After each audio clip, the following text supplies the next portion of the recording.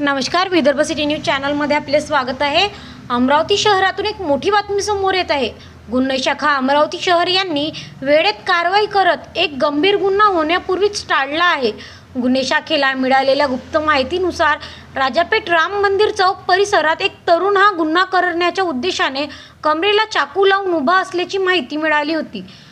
या माहितीच्या आधारे पोलीस निरीक्षक श्री संदीप चव्हाण यांच्या मार्गदर्शनाखाली गुन्हे शाखेच्या पथकाने तत्काळ सापळा रचत वंश हेमंत चंदेल वय 20 वर्षे राहणार गोपाल टॉकीज जवळ राजापेठ अमरावती या इसमाला ताब्यात घेतले। त्याच्या झडती दरम्यान एक लोखंडी चाकू आणि एक चायना चाकू असा एकूण 2000 रुपयाचा मुद्देमाल जप्त करण्यात आला। या प्रकरणी पोलीस स्टेशन राजापेठ येथे कलम 425 आर्म्स ऍक्ट आणि 135 मपोका अंतर्गत गुन्हा दाखल करण्यात आला आहे।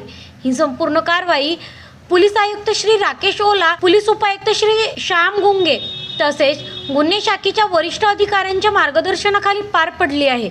Vidarbha city news Amravati.